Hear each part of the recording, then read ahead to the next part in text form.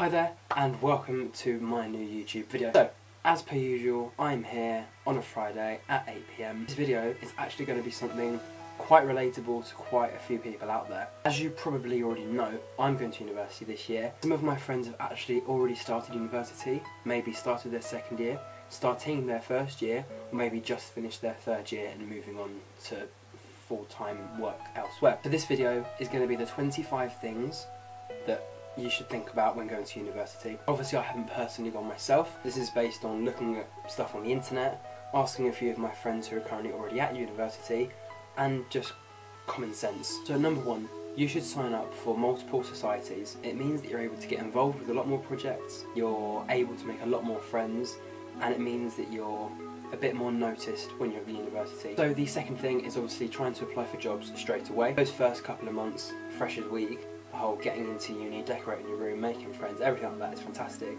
But the first thing you should do is start applying for jobs. Now, talking to one of my friends, Sophia, who's currently at university already, she also recommended maybe applying for jobs actually on the site of university, whether it's in the library, in the canteen, whether it's student council if they have that. Number three is to try and make as many friends as possible on your course. It's great to have people in your flat that you know, it's great to have people on campus that you know, but it's even better if you start making friends with the people that are more or less going to be with you for the whole 3 years. Number four is to obviously not make enemies. It's good to make an impression when you first start, but if you make a bad impression, that means you'll lose friends and lose followers basically straight away. So number five is quite a complex one. It's also quite a simple one and probably quite one of the most serious ones. Don't be influenced by what people tell you to do or people suggest you should do. Whether it's trying drugs, whether it's joining in sexual favours and activities, whether it's going out and getting drunk every single night, bribing you to do their work, borrowing your food and never giving it back, borrowing money and never giving it back. Get to know people before you call them your friends. So choose your friends wisely, and along with that,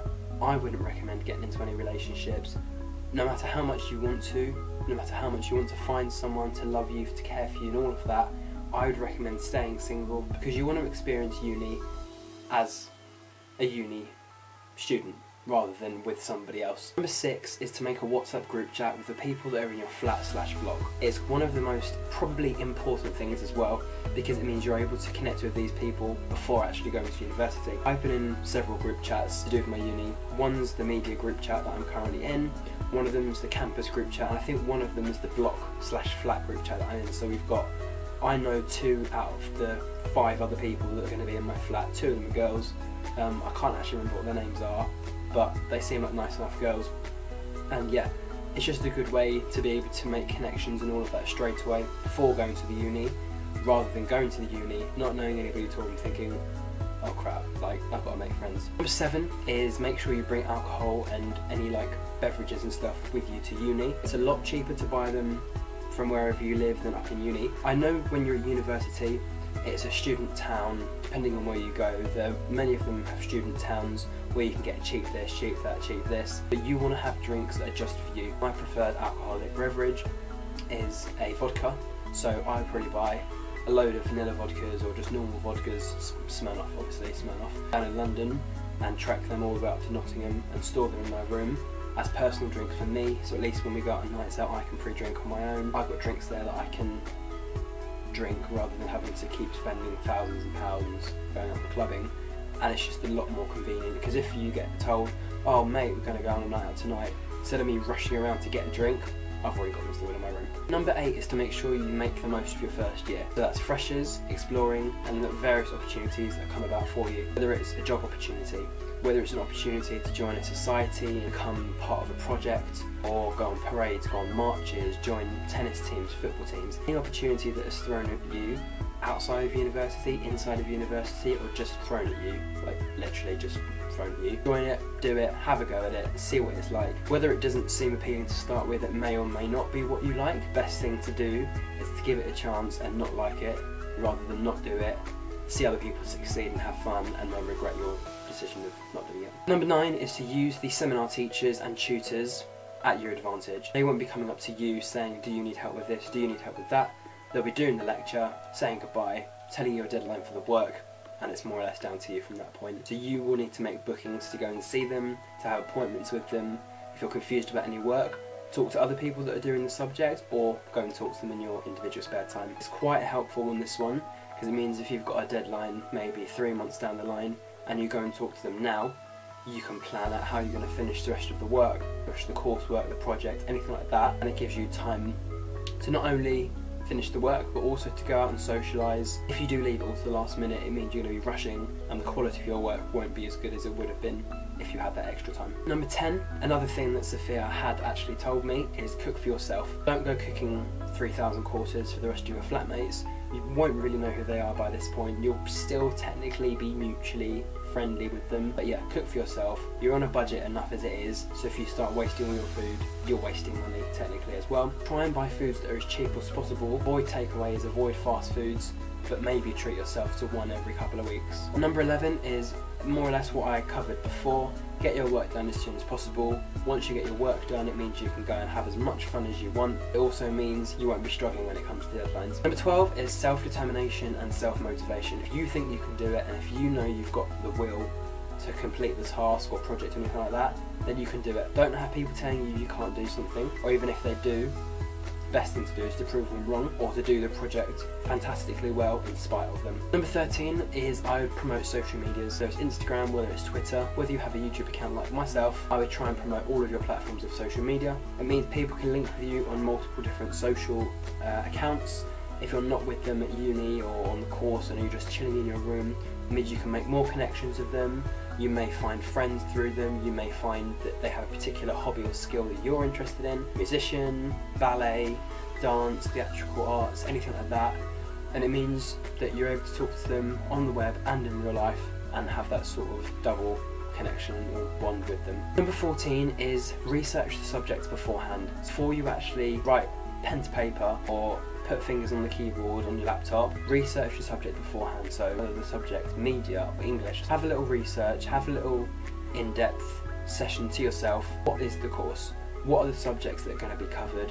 Why have I chosen this course? What appealed me to want to do this course? It will make it so much easier for you to learn because it means it'll be something you're actually interested in, and it will probably allow you to go to more of the lectures and think, oh yeah, hell yeah, I do want to learn, rather than, oh god, another lecture. Number 5 is budgeting and keeping yourself a shopping list. So as a student, budgeting is probably one of the most important things. It means you can budget how much money you're spending on going out, how much money you're spending on food, and maybe anything else, i.e. printing and opticians, if you have a car, how much petrol, how much rent, how much insurance, anything like that. And a shopping list is just so if you're low on pasta, for example, which you probably won't be, but if you are low on pasta, then you know what to buy. Or if you're low on sausages or soup, then as long as you know where the closest shops are and the best prices, you can go and buy stuff. Number 16 is being truthful. This is another one that Sophia actually said to me. If you lie about the fact that you're a millionaire or that you've got 3,000 cars or you have a rich family, you're half Chinese or something like that, and it's not true, you will be found out. It's better to just tell the truth. Whether you have the most boring life,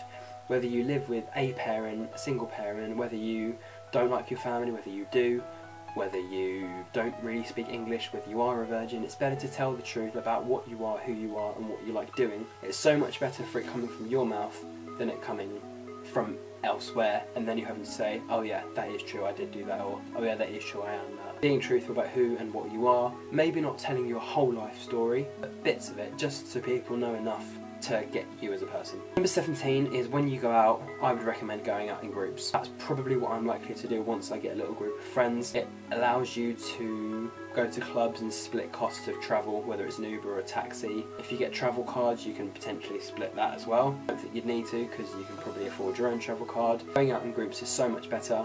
It means you can do rounds of drinks rather than one person having to buy loads. You can split the travel costs, and if someone doesn't have money on one night, you just pay for them and they can just pay for you the other night. I would try and not do that. I would try and just pay for yourself and avoid having to pay for other people. If it comes to that and they're trustworthy, then a one-off should be fine as long as they pay you back. That leads me on to number 18, which is obviously if there is a bus pass or tram pass, get it. If it's available to you, you may as well take advantage of it. It's going to be a lot cheaper getting one of those than it is to have to keep paying individually for a bus ride or a tram ride. I probably will do that as soon as I get to the uni, as well as obviously collecting my keys, putting as much stuff in my room as possible, and also signing up to the closest doctors, dentists and opticians, because they're probably the 3 things I'm going to need the most. Number 19 is to obviously try and look for housing for your second year as early as possible. Within 2 to 3 months you'll probably find out who your friends are, you'll probably find out who you'd like to share the houses with, and the quicker you do it, the more choices there are available. The quicker you look for houses like that, the better quality rooms and probably the better prices of accommodation there will be. And number 20, probably the least important one, is if you have friends that live in your hometown, or if you have family that you don't really see that often, invite them down, bring them down for a coffee or a night out or anything like that, and allow them to just stay over in your flat for a couple of nights. It's no harm to have a few of your outside of university friends come down. It means they can meet your uni lot, they can feel the vibe of university, and it gives them somewhere to stay overnight, especially if they've got like a 3-hour trip back to like Scotland or something. So 5 of the things that Sophia told me specifically for Nottingham Trent are as follows. 1 is to mix with the uni of Nottingham. It's completely different to Nottingham Trent University. I only found that out when she explained it. Mix with the Nottingham students. There probably is a bit of competition, but they often come out on the same nights out as the Trent lot, so it's best to just be friends with them, be mutual. Obviously if you're in the queue, you may often be in conversations where they say, are you a NOT student or are you a uni of student, and you can sort of get into conversation there. Out with your flatmates and your blockmates, get to know them better, have dinners, everything like that. Number 2, there are varsity football matches. There are sports clubs for tennis, football, American football, rugby and cricket? No, basketball. When the team has been picked, there'll be Nottingham versus Nottingham Trent, and they have like some massive tournament thing or whatever. It's a really good event to go to. Hopefully if I do actually get on the tennis team, I will be a part of that. Fingers crossed, let's see what happens. Apparently it's not too expensive to be on the team, but if I don't like it in the first year, I can obviously opt out and play for fun really. So number 3, I did a bit of research into this one just to check to see if it was real. Apparently there's a club called Ocean or Oceana, I'm not sure. There's an Ocean/Oceana in Watford, which is near where I live, and there's also the alternative one up in Nottingham, but apparently there's a night out every single Wednesday, so the students will go out every Wednesday to Ocean or Oceana, cheap drinks, cheap entry, all of that, and you see the same people there. So Sophia told me that one night she was talking to a bloke and she obviously forgot to get numbers. Next week they've gone back there again, she sees exactly the same guy, and obviously get with each other, get numbers and all of that. Now he's one of her close friends. Once you go out and once you see the same people, just come naturally that, oh hey, I've seen you before, who are you, what do you do, sort of thing, and yeah, make new friends. Number 4, one of the important ones to me personally, there is a large Jewish community. There's something at Nottingham Trent University called JSOC, which I think is the Jewish Society of Census, or on census, or something like that, or on campus, and it's apparently one of the massive societies where a load of Jewish people get together. They have their night out on a Thursday or something like that. You don't necessarily have to know anything about Judaism or anything about the Jewish life or anything like that. Just a group of Jewish people that will get together, go on nights out and get to know each other, get to mingle, and it's just good fun meeting other people that are just like you. That should be very fun. And the final thing, mainly specific for your Nottingham University, is when picking housing. Sophia did actually mention to me as well. I feel like Sophia's telling me lots of things, but yeah, with the housing, to pick housing in the city, apparently it's a lot cheaper, and obviously apparently if you sign up and apply for housing straight away, you get better options, you get better quality rooms, it's often a lot cheaper, and it's just, there's a lot more space in the actual accommodation. I hope you enjoyed this video.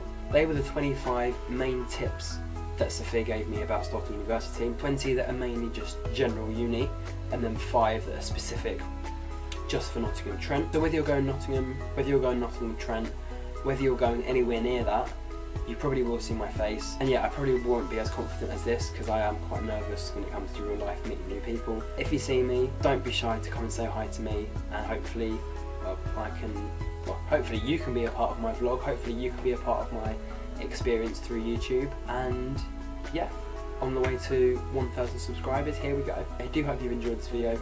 Don't forget to leave it a like, subscribe if you are interested in my content. Don't forget to flick the bell to obviously turn notifications on as well.